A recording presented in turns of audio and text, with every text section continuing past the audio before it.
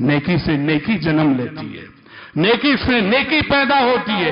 جس طرح کے چراغ سے چراغ جلتے ہیں، چھوٹی چھوٹی نیکیوں سے بڑی بڑی نیکیاں جنم لیتی ہیں، اسی لیے کوئی چھوٹی نیکی چھوٹی نہیں ہوا کرتی۔ حضرات، میں نے بڑی چار مینار کے خطبے میں اپنا واقعہ بیان کیا تھا۔ مدھیہ پردیش کے شہر اندور میں ایک نو مسلم برہمن ڈاکٹر سے ملاقات ہوئی، اور میں نے ان سے قبول اسلام کی داستان پوچھی، کیسے مسلمان ہوئے، کس چیز نے آپ کو متاثر کیا؟ کہنے لگے میرے ایک مسلمان دوست کی چھوٹی سی نیکی میری ہدایت کا ذریعہ بن گئی۔ میں نے کہا وہ کیسے؟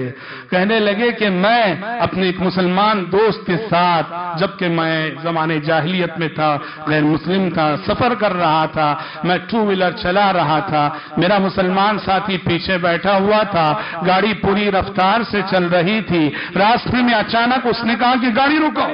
میں نے اچانک گاڑی رکائی، دیکھا کہ گاڑی سے اترا اور پیچھے ادھر ایک نوکیلا پتھر راستے میں پڑا ہوا تھا، اس نوکیلے پتھر کو اس مسلمان نے اٹھایا، پھینک دیا اور آ کے بیٹھ گیا۔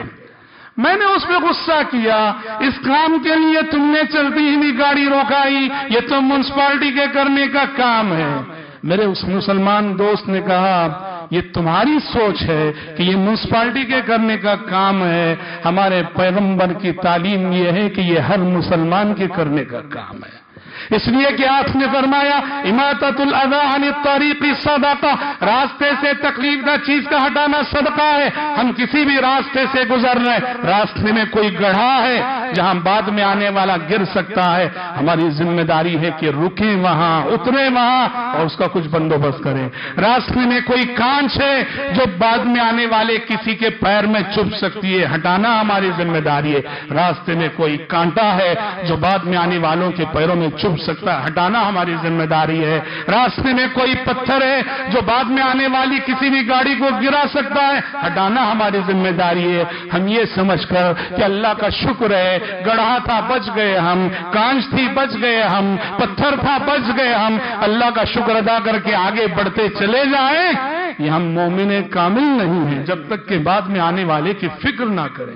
وہ کہنے لگے ڈاکٹر صاحب، جس لمحے میں نے یہ جملہ میرے اس دوست کی زبانی سنا کہ ہمارے پیغمبر کی تعلیم تو یہ ہے کہ یہ ہر مسلمان کے کرنے کا کام ہے، کہنے لگے کہ مولانا صاحب سمجھیے اسی لمحے اسلام میرے دل میں داخل ہو گیا۔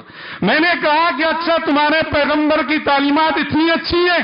وہیں سے میں نے پیارے نبی صلی اللہ علیہ وسلم کی لائف ہسٹری پڑھی اور آپ صلی اللہ علیہ وسلم کی حیات طیبہ سے اتنا متاثر ہوا کہ میں مشرف اسلام ہو گیا۔ چھوٹی سی نیکی کتنی بڑی ہو گئی، نیکی سے کتنی بڑی نیکی جنم لے رہی۔ آپ کو معلوم ہے راستے سے تکلیف دہ چیز کا ہٹانا، اس کو ایمان کا سب سے کمتر شعبہ قرار دیا گیا۔ آپ نے فرمایا الایمان بضع وسبعون شعبہ افضلها قول لا الہ الا اللہ وادناها اماطۃ الاذی عن الطریق والحیاء شعبۃ من الایمان۔ آپ نے فرمایا ایمان کی 73 سے زائد خصلتیں ہیں، سب سے اعلیٰ خصلت ہے لا الہ الا اللہ کہنا، اور سب سے کمتر خصلت ہے راستے سے تکلیف دہ چیز کا ہٹانا۔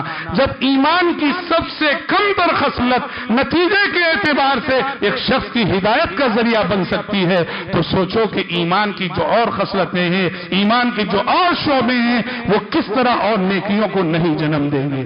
حضرات، شریعت کہتی ہے، قرآن کہتا ہے کہ دیکھو اس دنیا میں، اس زندگی میں تم بہت کچھ کرتے ہو، بہت کچھ کرتے ہو، سب دنیا